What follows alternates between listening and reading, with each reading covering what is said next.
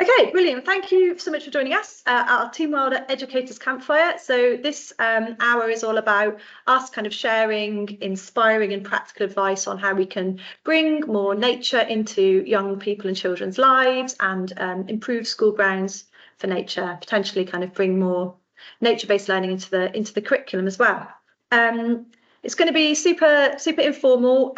We've got a couple of really fantastic speakers. So we've got Phil Matthews, who works with BW Enviortech and is going to be talking about his experience of managing school grounds and parks with nature and sustainability in mind.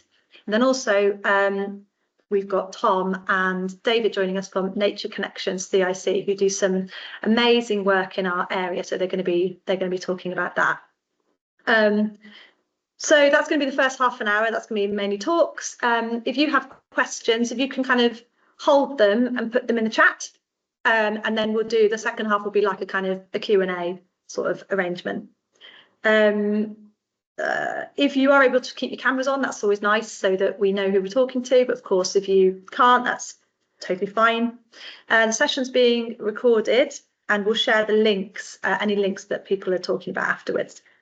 Yeah, so we're all kind of here for the same goal, to like bring more nature into children and young people's lives and help the environment as well. So yeah, that's it. We're going to have a nice kind of conversation, I guess just general principles of being kind of kind and respectful if people have differing opinions to you, all the usual stuff. Does that sound all right? Any questions before we get going? All good. Wonderful, excellent. Okay, so just to start off with then, I'm Lucy. I manage our education work with children and young people here at the Wildlife Trust. Hi Joe. So I was just going to briefly talk about the stuff that we do really, and how we might be able to help schools and educators in our area. So we're currently offering free training and ecological advice visits to schools in Avon. So that's kind of a like small little 45-minute just look around your school basically, and we can come and just give you some ideas on how you can improve nature in your school, and also how you can incorporate sort of curriculum learning using your outdoor space. So that's something you're interested in, message me. Put it in the chat, leave your email address, and I'll get in touch with you, because that's kind of a limited time offer. But we're really up for it. We'd love to come and visit some schools. We can also do a bit of CPD training. So kind of the main thing that we do really is a sort of, I think the thing that we do best is getting people started. So if your staff are a bit nervous about going outside and don't really know how to get started, we can just come out, do a twilight session with you, and give you some ideas basically of sort of maths, English, science, history, geography linked activities that you can do in your school. Yeah, so that's one of the main things that we're up to. We also have an education programme here at Folly. I was teaching out there today. Folly Farm is near Chew, like the Chew Valley area, and it's an amazing place for day visits and residential school visits, all kind of nature based. So yeah, again, if you want to know about that, let me know. The couple of other things that I thought might be kind of interesting. We have a free pack. It's like 26 pages of advice all about improving school grounds for nature. So I'm not going to talk about any of our like quick tips and ideas now, because that's kind of what Phil and Tom and David are going to talk about. But in the Q&A, if there's anything in particular that you want to know about how to improve your school grounds, or any particular things around like curriculum linked learning, like how you can tie nature-based learning into your curriculum, then that is something that between the like wisdom in this group we can totally work on together. So I think that's mainly me, to be honest. Oh, we've also got a big youth volunteering programme. So if you've got any budding ecologists or nature lovers who are like 14 to 24, we've got monthly sessions in North Bristol, which they're very welcome to come along to. So that's kind of me. That's what we do. I'm going to pass over to Sophie to talk about a little bit about the Team Wilder work that she's been leading on. Cheers, Lucy. Hi, everybody. Yeah, as Lucy says, I'm Sophie. So I work on Team Wilder, and Team Wilder is all about encouraging, inspiring people to do something for nature. We've been focusing on what people can do at home, in their gardens and also in community spaces. But we're just moving into schools now. So I'm in the process of creating a few case studies and resources based on what teachers want to hear, based on questions that we've had in, anything that's going to inspire more nature in the school grounds. Also, it's, Team Wilder is all about people that do notice nature in their day-to-day lives. So I think in the schools, if there's those nature lovers, we really want to encourage those people, support those people to help them get more nature into the schools as well. I've been working on lots of different case studies and resources. Oh, sorry, there's a bit of interference there. The idea behind all of the resources that we create is that it's really realistic, it's really relevant. There'll be stories from local people of what they are doing for nature. And then the whole point of them is to help scale up that activity as well. So we'll link to lots of different how-tos and lots of practical and inspirational advice that's linked with what the story is about. There's lots of different things we've been doing as well. We ran a wildlife gardening competition recently, and we're just having the votes at the moment. That's gone to public vote. There was a category for gardens and allotments, community spaces, and also schools. So there'll be some really good work about what the schools are doing in to enhance nature on their school sites. I'll be sharing those, and also all of the links that we chat about, everything Lucy just said and a few different things that I've been saying, and also the speakers, we'll share that in a follow-up as well. So don't worry about getting all the different links and things. We can definitely share that afterwards. Basically, Team Wilder, the whole aim is to show what actions are being taken. There's loads of wonderful work happening at the moment. We want to support those people and encourage more people to do that as well. And hopefully we'll be able to make taking action for nature a social norm. So lots and lots of people are doing that. Okay, so what I'll do now is I will hand over to Tom and David, who are from Nature Connections CIC, and they'll be sharing some of their wonderful experience and advice that they've got going on. Over to you guys. Thank you very much. Can I do a sound check? Am I clear enough? Sounds good, Tom. Very nice. Let's break it down into the theory, then the practicalities, and then the reality. And bearing in mind that Phil has got loads of experience and tips coming up about actually creating the wildlife space. And so my background has been working part-time creating wildlife spaces for England Schools Nature Reserve, asnr.club. Maybe you can stick it in the chat. And also working for Ministry of Eco Education, where we were creating links about sustainability to the national curriculum. And so in terms of the theory, that Ministry of Eco Education is a totally free framework. It comes under 65 leading questions. Things like who lives near us in nature are obviously very closely linked.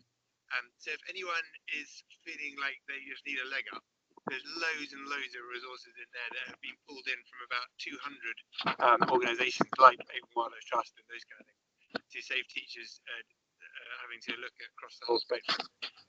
So that's not just about nature, that's about sustainability generally. So going back to the theory, it is obviously possible to take any subject into a green space in a school. And I like to keep it a broad frame so that we look at reception right through to year 6 and beyond. Am I right? Most people here are in the primary. Can I just dip in a sec there?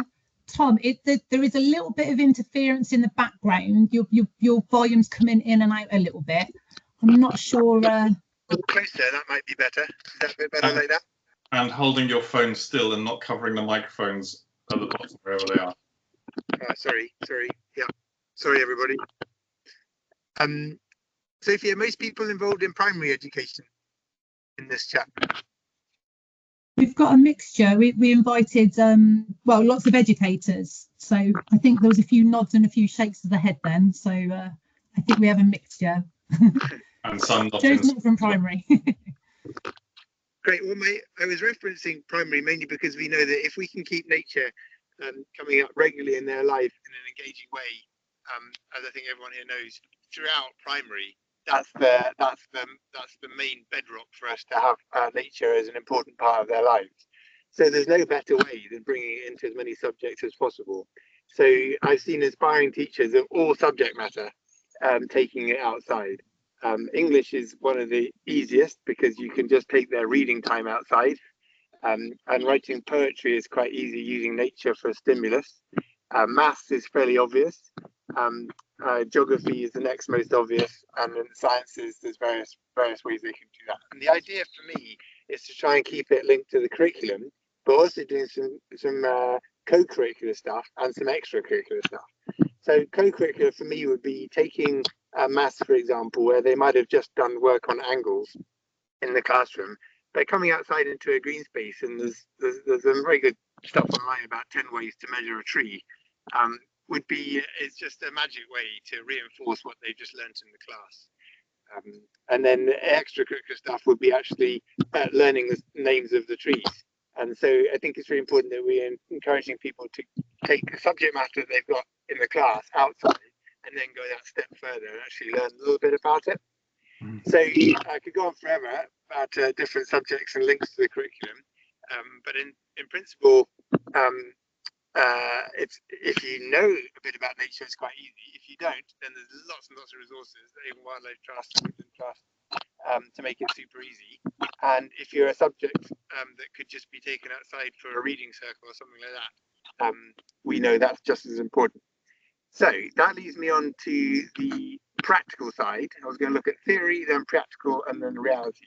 On the practical side, you can have the most amazing green space in a school. In fact, if it's a really, really good space, the school tend not to want to touch it and get cross with the kids for going near it or in it. So when we create these nature reserves at schools, we often use some spare timber for making enough seats to sit 30 kids for an outdoor classroom. And this outdoor classroom may be unprotected in terms of from the weather, but as we know, people who work outside, it doesn't rain as much as people inside think it does. And so just whenever you create a nature reserve, I really strongly recommend creating an outdoor classroom, however basic. We found that planks in a zigzag created the most number of seating spots in a confined space. So that's just log seats underneath planks and in a zigzag. So they're all facing the teacher. And ideally, if the school can make that a bookable space, then suddenly the outdoor green space becomes an actual school resource, whereas until then, it's just a nice to have.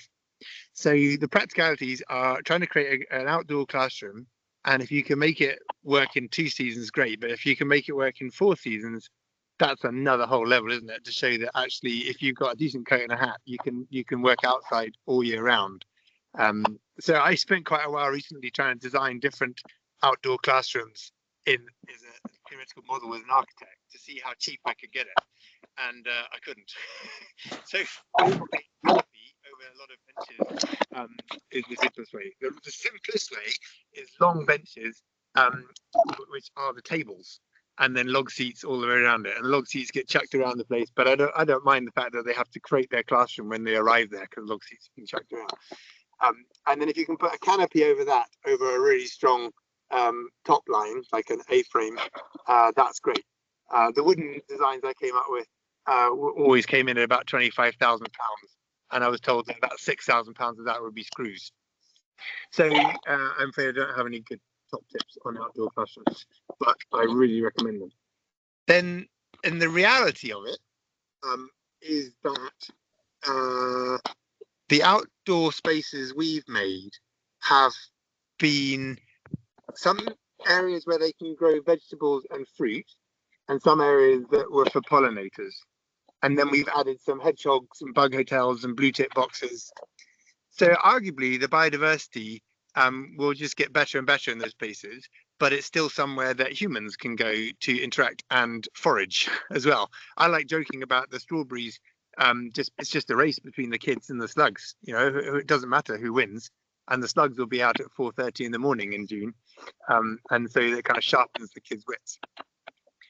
My point is that although what we leave is a 50 square meter wildflower flourishing meadow, sometimes unbelievable blaze of colour, and this veg patch and some raised beds and some outdoor seating areas, is that a number of them get tarmacked over within 5 years.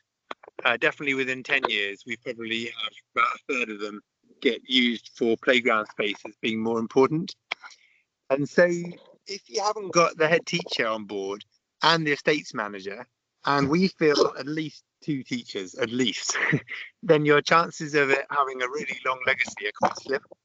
And I'm sure other people do better, but we tend to go on grant funding, go and do a really nice job and revisit every season for one whole cycle, so all 4 seasons, and then can't go in ad infinitum, which would obviously be even better.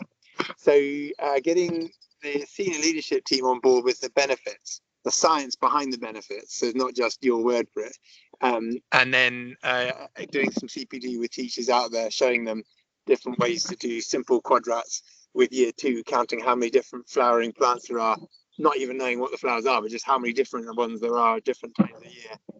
Just showing them how simple it can be and how much easier it is with the kids who don't like classrooms, how much easier they are out there. So just a little bit of hand holding with the teachers, but definitely need to get the senior leadership team on board too. I think that's got my time up. Have we got time for that 1 minute video, Sophie? And then maybe I've got a couple of things to add, just if there is time. We could do we could do it quickly. We can do it quickly. Yeah. Yeah. Love to see it.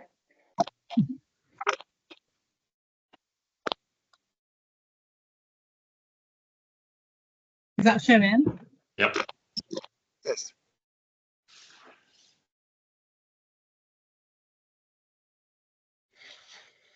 Could you make it full screen, Sophie?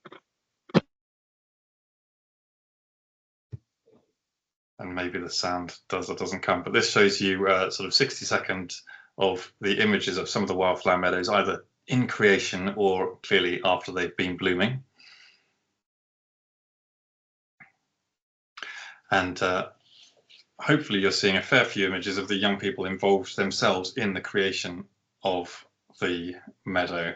And that's, I guess, where we get some buy-in. If we can get the entire school out in 20-minute chunks to sow the seeds to create this meadow, then they look after it a lot better, as it's still a sheet of mud, and as the seedlings, they are so vulnerable when they're coming up, because they know that they sowed a portion of that. So that's one of our things, is having the children as much as possible involved in doing that. And then, as Tom said, sometimes with logs or planks we can make a seating area, or sometimes we can make banks of grass that then could be in a semicircle as a seating area, where they can sit and have their lunch on one side and then swing their legs around, and they're immersed in the wildflowers for a bit of well-being. There we have it. That's brilliant. Thanks, Gorgeous. David. Thank you. Thanks, Tom. Cool. Really nice thing, because it's Mental Health Awareness Day today as well. So yeah, all of this nature connection fits perfectly with that. That's brilliant. And we'll be sharing lots of that information, and lots of the we can share the video and lots of different things at the end as well. So that's great.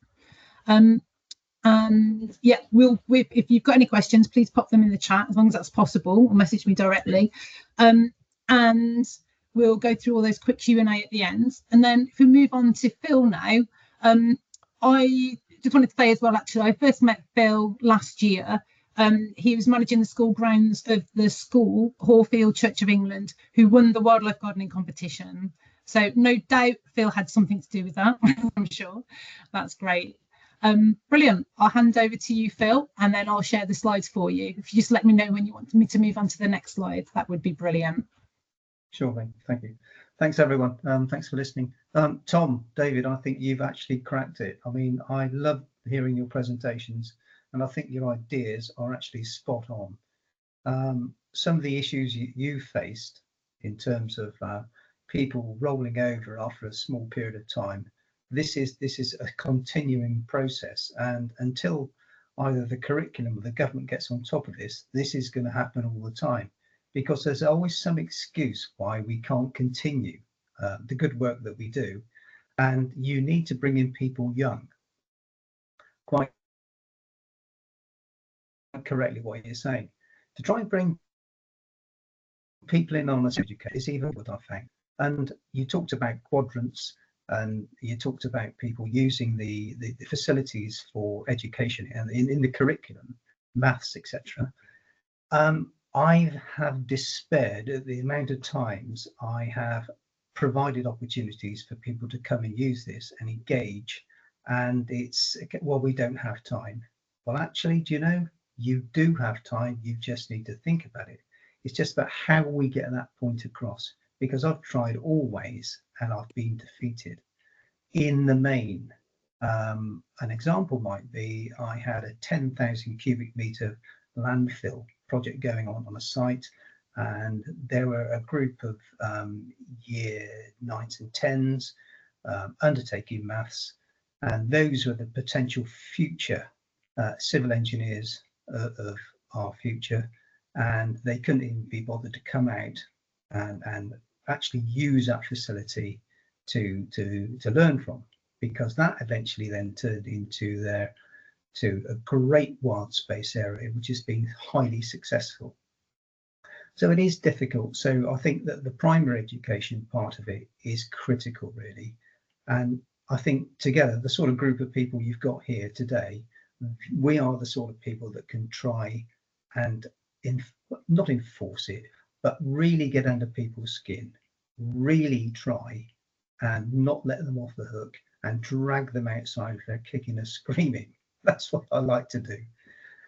Now, if I can't do it the way that they want to give me permission to change their sites, I have done it by stealth, and I have taken it on my own responsibility on every location that I look after to implement the sort of things that we're trying to do here by stealth. So what I was going to say to you really was, when you got your kids and you say we're going to go fishing, and everyone gets excited and they say, well, what are we going to catch? What are we going to catch? And we go out and, you know, we catch nothing. Maybe an odd minnow if we're really lucky. And with me, probably nothing anyway. But what we're doing, we're setting these people up, these young people up to expect something. And I think it's very, very important that once we've got them engaged, if we can make them grow bean, and bean is the only thing that comes up, great, that's a result, isn't it? It doesn't matter, they've got a bean. So I think what we need to do, and I'm sure we're all doing it, is when we go out to a site, I like to do the due diligence on it to make sure that we've got the soil type right, that it's not waterlogged, we know what we're dealing with, we know what's in the ground. So due diligence on my part is very important. That way we can manage people's expectations. And I think managing people's expectations is quite a difficult thing. It's something I've faced throughout my whole career. I think I've got better at it year by year. Every day you get tripped up, and today was one of them again. But it's about managing the expectations. So what I like to do on sites, if I can, is look at all the resources, like you're doing, Tom, like you're doing, David, and just measuring it, really, putting a value on it and seeing what we can use. We may have a veteran tree that's looking like it's unsafe. Well, first of all, is it unsafe? That's the first thing.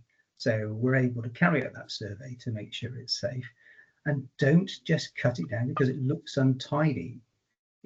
You know, an old tree with a bit of ivy on it, that's a fantastic resource. It's a great carbon sink. I mean, it's just fantastic. And secondly, like you're already doing, I've lost count of how many meadows of various types I've constructed within schools and education sites. They're enormous value. And it brings everything in. It'll bring all the birds in. It'll bring all the insects in, whether they're butterflies, moths. It will bring in wild and small rodents. It'll bring all those things in, all those invertebrates. And that's the resource that I try to bring into particularly the primary sites, because they work well. On the secondary sites, I've done the same. I've managed to do, as I said, it by stealth. I've even paid for it personally through the business to get to prime it. So when it's up and running, it's all over the school curriculum. It's everywhere. It's on the what's it called, the everything they send out to new parents, not the curriculum, the what's it called? Help me out here. The magazine they send out to schools to attract new kids in. What's it called? Prospectus. The prospectus. It's all over that. It's all over that, because they think it's fantastic. Look how good we're doing. Well, good, but let's not pay lip service to it. Let's do it. They will do it, but it does take a lot of coaxing. I want to encourage all the nature and wildlife into our spaces. It's very important. What is important also is knowing how to manage your contract. I'm a specialist in contracts for education. I've been doing it for 30 years. I set up all the contracts in Avon. I wrote them. What people don't do now is they don't manage that contract. They don't manage that space properly. You know, we've got a standard green desert approach to grass cutting. And again, that needs changing. It needs changing big time. But when you change it, it will affect your relationship with your provider. But you need to manage that relationship by adjusting the bills of quantity that you have on your monthly sum or your annual sum. If you decide to take 2,000 meters of grass out of it for a different regime, then it's going to have a cost implication. And that is very, very important that we manage that process, because that management process of the bills of quantity will enable you to pay for other improvements on site. And that is really where I come in to try and make these changes. So those sort of changes on the bills of quantity will bring you in the financial sums to help the other bits and pieces. It's self-explanatory, really. You know, we don't want green deserts. We want tall grasses and herbs in the right spaces, and that's fine. You can do this sort of stuff, but it's the engagement with the business manager, explaining to them how we can make these changes, and then making the links. And Tom, David, you know this. You're right in there. You're trying to get a few quid out of these people to maybe to build your shelter, whatever. But this will help pay for it. So I think if we can do this sort of stuff in either that, I won't say by stealth, because that's the way I like to do it, or I have to do it sometimes. But it's about the engagements, and it's taken them through the relevant process that I don't think they quite understand. So if that helps everyone out there, that's fantastic. If you want any help with meadow construction, then I'm happy to do that and link with anyone out there. But, you know, here I am, and thanks for the invite. And I hope what I can bring to the party helps everyone. So thanks very much. Thanks so much, Bill. That was really interesting. It's so useful to try and understand what's happening in the background when it comes to sort of school grounds, and how we can actually really properly maintain and look after these amazing spaces that we might have created. You know, we've got some kind of grant funding or something like that, but like you say, it's kind of how you actually look after it and manage it, and talk about the financial benefits of it, as well as the kind of ecological and learning benefits of it, like talking in the language that makes sense for, you know, your school bursar or whoever it is that's making these decisions. Brilliant. Right.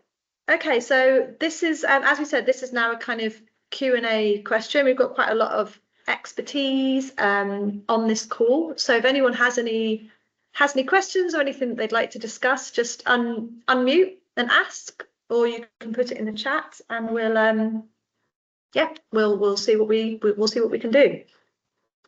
There was just two like smallish questions in the Q&A while people were chatting. Someone was asking Tom, have you done any work with St Joseph's School in Portishead?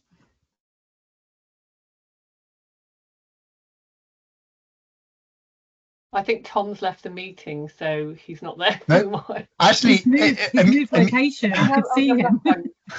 Amusingly, you'll be very amused to hear my phone started to melt by the fire.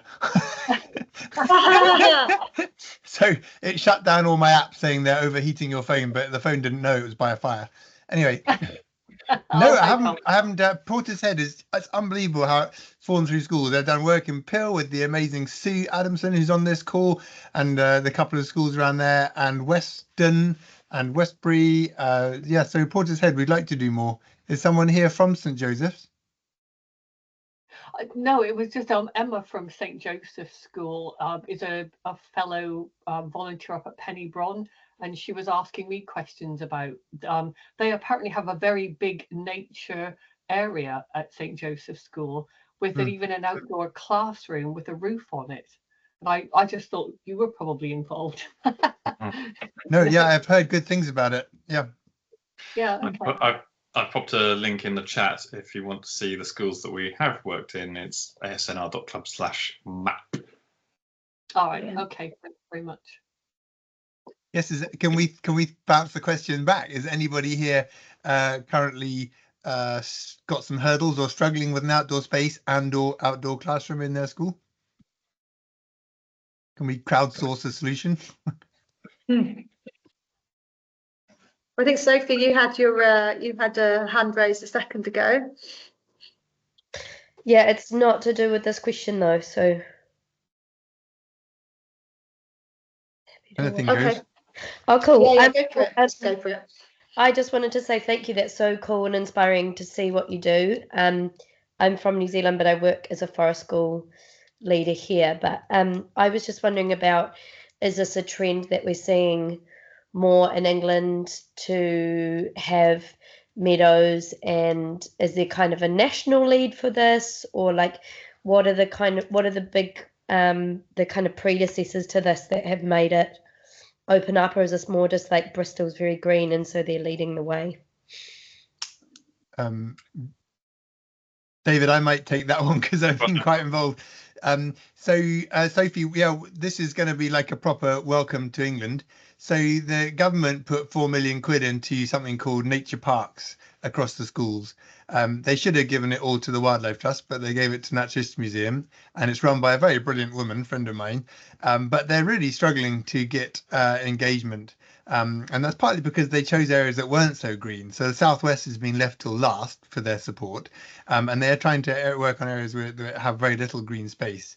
Unfortunately, they don't have any funding to help them change that grey space into a green space. So yeah, it's compared to New Zealand where I grew up, it's unbelievable how few schools have it, and the ones that do have green space don't use it. And so you're in a tiny bit of a bubble or a cyclone, what do you call it? Silo. Yeah, not a cyclone, a silo of people who are engaged. Yeah, it's a good question, but there's the national lead has come from government, but most schools don't know about it. It's called Nature Parks. You could Google it. Nature Park, PARK? Yes, yeah. Okay, thank you. Sophie, I can add something to that, to what Tom's just said. I was part of the original pollinator project with Professor Jane Memmott in University of Bristol. We started that a very long time ago. And that was when Bristol went for the green capital approach, which one thought was going to be a real transition of the green spaces within the city itself.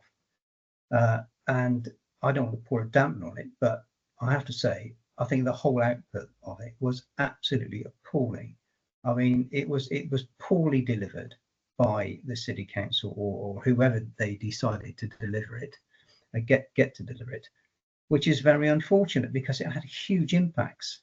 And these you know, when we sow a meadow down, it depends if it's going to be indigenous or whether it's going to be an urban mix type of product. But when it does, then you need to understand how long that the longevity of that is and what the regenerative values of each species are. And I don't think people really know what they're going into. But if you don't know, ask. That's what I say. And there are huge opportunities to make that much better. But I think we need to someone needs to pick. Well, we're all picking it up, aren't we? We're picking up on that delivery, but into our schools, which I think is a very, very important thing. As Tom alluded to earlier, get people in early because they may be the ambassadors for the future. I've got a question, which is something that comes up a lot with schools that I work with, which is actually maybe this is one for Phil to start with, but I'm sure Tom and David and everyone else might have opinions too. What is the best way of kind of actually making sure that your contracts are really robust and you don't have contractors come in and, you know, like mow over your wildflower area that you've just created? Like I worked with a school in Lawrence Weston that planted loads of little little trees, and their contractor just came in and mowed over all the trees. So it can be really sad and quite demoralising, you know, when you put in all this effort and then, you know, something, you know, like a contractor just comes in and mows it over. So sort of, has anyone got any top tips on, how to kind of set contracts up and manage contracts? There is, Lucy, and I say I've done this since 1989, and my chief involvement was with the County Council through Property Services, which managed all those schools at that particular time. And government bodies change, I get that, but what's been lost is the I would say the professional touch, which we've all had to pick up now. Everyone here today who's contributed to this are now considered to be the professionals to try and advise schools. Well, that's good, providing we are all professional, and I think the people here today are, from what I've heard. There are a lot of contractors out there, a lot of contractors who are in it just for the money. And whilst we all need to run a business, we need to be responsible. So the way to mitigate those terrible things that are going on, and I've seen them, is you have to get right in amongst it with the business manager. You have to have a site asset plan for one thing. You have to have a bill of quantities so you know what's what. You have a schedule of rates and a schedule of works. Once you've got those things in place, the amendments that you make need to be made in a variation order. And those variation orders can either be temporary or permanent, and they need to go on to the asset plan. Those asset plans need to be shared amongst those groups of people. And when you make those changes, there's a financial change to be made. So that's what will bring people to the table, because if there's any damage then there's recompense to be made. So it's engaging across the three people that are important in that change. Thank you. Yeah, I have to say, Phil, that I didn't understand about 50% of what you said, because I don't understand all those like terms, because I'm not the business manager. So it's, okay. I guess that's the thing, isn't it? You've got to either be able to speak the language, or you've got to have a good relationship with that person that does kind of speak that language, isn't it? I wonder if there's any kind of, sorry, go on. I was going to say the tail starts wagging the dog if you aren't very careful out there. The tail being I'm not going to say a rogue contractor, but maybe a sharpish contractor or a sharpish operative who maybe won't get off the machine to pick something up or move it or cut around it or even understand what's there. There's been a lot of education loss. A lot of people may call themselves grounds contractors or whatever they are, but where is their acumen? Where is their professional knowledge? I sometimes wonder, I question that. So the asset register it can be just a simple site plan. It can be, but you need to know what you've got so you can measure it, so you can control it. And without that, these things will happen. Is there some kind of like dummies guide to what you've just been talking about, like dummies guide to setting up and managing contracts? Is that too much? Is that too much to ask for? I do have such things that I send out. So when a new client comes along, I spell everything out really quite simply so that they can engage, because it's important. You know, when I deliver a service, I'm proud of what I do. I want to engage people, and I want them to understand, because we are custodians of our sites, aren't we? You know, in 20 years' time, as someone alluded to earlier, that they can quite easily be paved over if we aren't careful. So fight for what we've got is what I say. Yeah. But I do have. Sorry, Phil, do you want to carry on? No, I was just going to say yes, but yes, I do have that information, because it's what I believe needs to be out there. I was just, it definitely, yeah, it's increasing that understanding. And yes. Yeah, Tom's made a few good points in the chat as well in regards to signs, and that is it's what happens in the community as well. If someone wants to protect like an area, a lot of it's that education as well. It's yeah, a few people will think, oh, it looks untidy, or they won't necessarily understand how much biodiversity and how much amazing benefits it's bringing to the area. And yeah, I think, Tom, have you shared an example of one of your signs as well? Yes, so I shared two links. The first one is to a sign that is basically a reminder for me of everything that I try to talk about around outdoor education in nature. If we're doing an outdoor school assembly, so that's a big banner. And that was done by some artists. That was sponsored by Nature Picture Library, who, by the way, sponsor a different project every month. So try them, 750 quid. And the second one is the signage that we put up that seems to work with the summer holidays land maintenance team, grounds maintenance team. So when there's no one there, that signage seems to work. And David set up loads of QR codes to link so we can see if people actually go through to look at the further instructions. I have an amusingly sad story that one of the won't mention names, but there's a school down in the middle of Bristol, and we got Suji Forest to come in and put in 500 saplings, and each one was planted by a different kid. There was 500 kids in the school, and interestingly, Suji Forest have an enormous amount of money coming in, and I think it's offsetting from very big companies. The amount of money isn't relevant, but the fact that it's just offsetting means that they're not that bothered about the legacy, so they don't bother with signage. There's a good example that our nature reserve on one side of the football field's going really well, and on the other side, the whole thing got raised to the ground. It's now 1 centimetre tall. All 500 saplings are dead. It's so tragic. Joe, you had your hand up a minute ago. Is there anything you'd like to add? No, sorry, it was Sue. It was Sue. Apologies. Oh.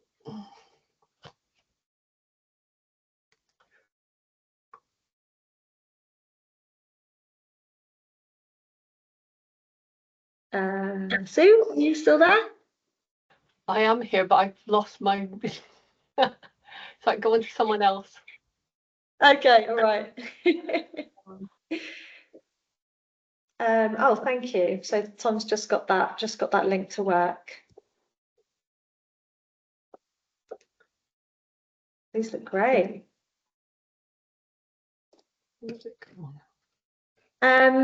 Has anyone else got any other kind of questions or things that they wanted to raise? No. Go on, Joe.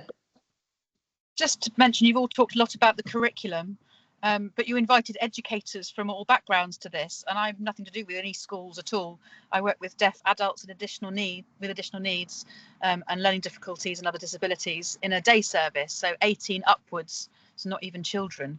I've been inviting people to come into our service to talk to the people we support with communication help, usually me, about what's around them. So we've had Bath beekeepers come in recently. We've had Wessex Water talk about where their water goes to, where it comes from, how they can help save it. We've had Bath astronomers come and do some solar gazing. We've had CPRE, the hedgerow charity, come in and talked about the importance of hedgerows. We've got an amazing green space, but the people we support, because they're so some of them are so isolated, and a lot of them are kind of at the age where they're not able to think for themselves. They've come from quite I don't know, backgrounds that have just meant that they've relied on people a lot. They don't use our green spaces a lot, and they wouldn't think to go out and sit in the garden. They'd just sit in front of the telly.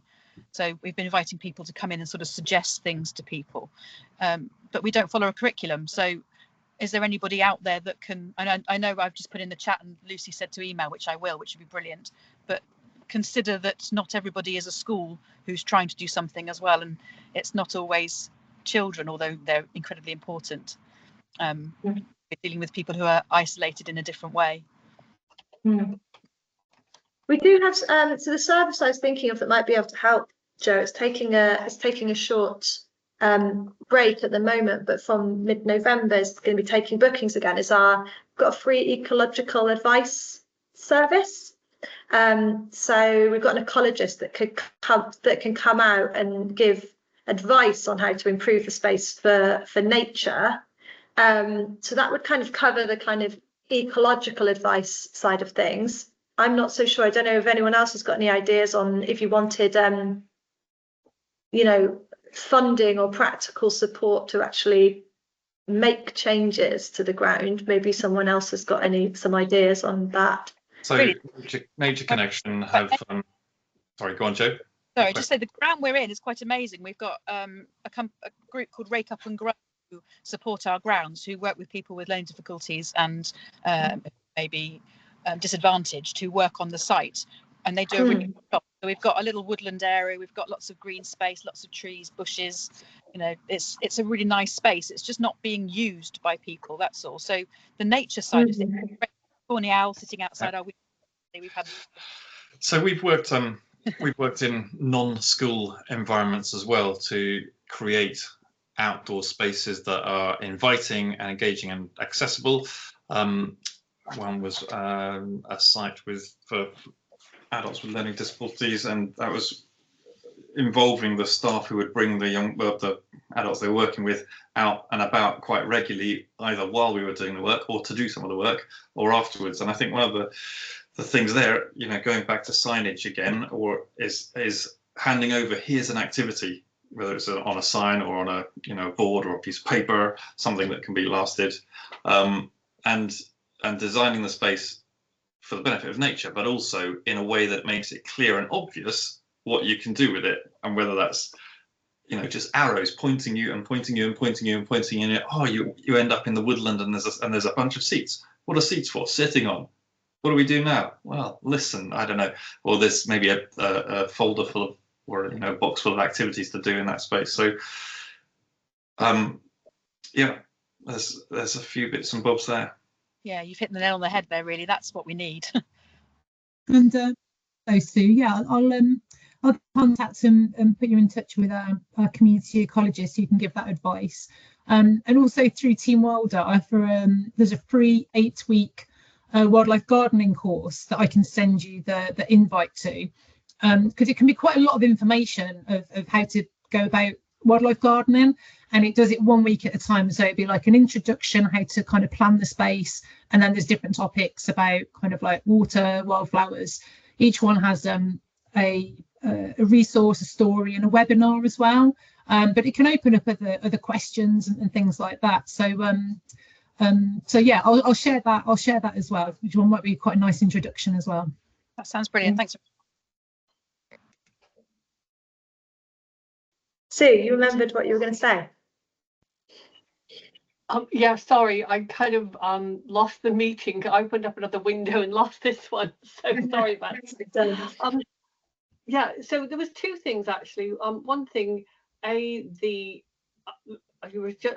just saying, I didn't know where you're from, but on the other end of the spectrum, I've been working with local childminders, So working with 4 and under children and inviting them to some of our green spaces. So we recently built a hibernaculum in Pill Paddock with the children, and I dug the hole and collected all the materials that were needed, then strategically hid them in open view so the children then could go and find them and bring them to the hole, and then they put everything in the hibernaculum. We sat with them, we read a story about hibernation, so the children were answering questions and really responding to it, and the local childminders hadn't even been aware that that paddock was there for them to use. And I also do, a bit like Tom and David were saying about signage, I put like a monthly paddock news, paddock post on the gate of the paddock and take pictures of it the day before, then give people things they can look out for, things that are happening each month in the paddock. So I think, again, like signage is really important to also let people know what you can do in that space, what you were talking about earlier, and that does seem to work. And I've had good feedback with that from local people as well, so they can kind of have a look and see what's in the space, know what to look out for, what they can do there. So I think, yeah, working with the under 5s is also a good thing as well, if you can get that connection. Mm. Yeah, absolutely. I really love the idea of it being inviting in kind of local families and local childminders to use a space. That's something that we've been working on as well. Because it's all very well improved. It's great to improve school grounds, but for a real kind of deep nature connection, I think kids need to be able to access a space regularly, and then in order for that to happen, they need to have their families kind of connected up with it. Yeah, that sounds like really great work you're doing, Sue.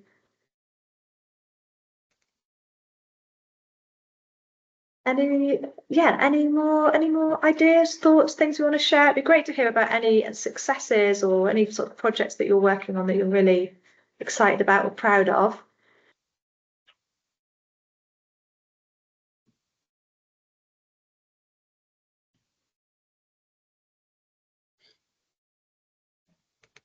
Can I share another thing that I'll just share so I'm very keen on bats as well, so I do a lot of bat walks and bat detecting in the area. And again, about, I suppose, 3 weeks ago, when we had the big full moon, the big the big harvest moon, I had a local family and their sort of parents and their 2 children. The children were 8 and 6, and we went up to Pennybron, and it was a really special moment. We were laid on the grass because it was so warm about when they had that last full moon, and there were serotine and pipistrelle bats flying around. We had the bat detectors there, and the children were like just amazed being able to lay on the grass, look up at all the bats, and the big full moon was there as well. And they, even when I see them now, they still talk about it and they're really excited about it. So I think, yeah, it's really important doing things with children. It's so good to see them so excited about nature. Gorgeous, love that. Can I just say about that? So I love that. So I used to in New Zealand do bat walks as well, and there was a charity that you could hire bat detectors from. I don't know if anyone does that here in England, but it was so cool, and it was such a great initiative because whoever the CIC was just like bought about 4 of them or 5 of them, and in our case we had them, and then we made a little pack for how to use them, and recording what they heard and stuff. And it just meant that like school groups can use them, like scout groups can use them, and then like obviously people could contract you to run it, but also like they can just kind of borrow them. And it was so cool. It was a really great it was really popular. I don't know if anyone does it. One tip for that around the southwest, so not our Shipley friend, but Avon Bat Group has a bunch of bat detectors and a bunch of people that will gladly come and lead a bat walk. I've taken my cub pack with them into Lee Woods, so that's one thing. And the other thing, possibly more on an individual basis, is getting involved in the University of West England's, or maybe it's not them that's running it now. Anyway, North Somerset runs a survey of the bat population each year and look for volunteers to come and do some of that work by borrowing a bat detector and leaving it in the field for six nights and bring it in, that kind of thing. So that's another more individual way of getting involved. Yeah. Awesome. Okay. Well, we're nearly out of time. So just to kind of wrap things up, thanks very, very much to Phil, David, and Tom in particular for their time, and for all of you for coming and kind of sharing all of your ideas and your questions. Sophie, will we share everyone's details after this chat? It's a question in the chat. For the speakers, yeah, not necessarily for the individuals, unless you want to message me and then I can kind of do that. I can kind of yeah. I guess if you are happy for people to contact you, put your email address in this chat. That might be the easiest. Sue has already. Yeah. That's fine. Yeah, I'll definitely share links and contact details for the speakers, and that's great. But I mean, if there's any other questions and you wanted more information, yeah, you can get in contact with myself or Lucy. You'll definitely have all those contact details in the follow-up, and yeah, we can direct you to other people or to more information as and when. And yeah, any requests for resources as well. We've got quite a few resources at the moment, but yeah, if there's anything specifically you'd like to know, I'm sure we could find out more. Sophie, will you share the links that people have shared on here? Because after the chat, link all the different links that Tom and people have put up. Oh yeah. I'll share all of those. Yeah, that'd be fine. Yeah, that's fine. Good. Brilliant. Okay. Yeah. Thank you so much, everybody, and keep an eye out because we may run another one of these educators networks, and we might potentially do one in person at Grow Wilder, because it'd be really lovely to get everybody together and share a bit of food and share some ideas. So yeah, please do keep an eye out, and yeah, we'll let you know what comes next.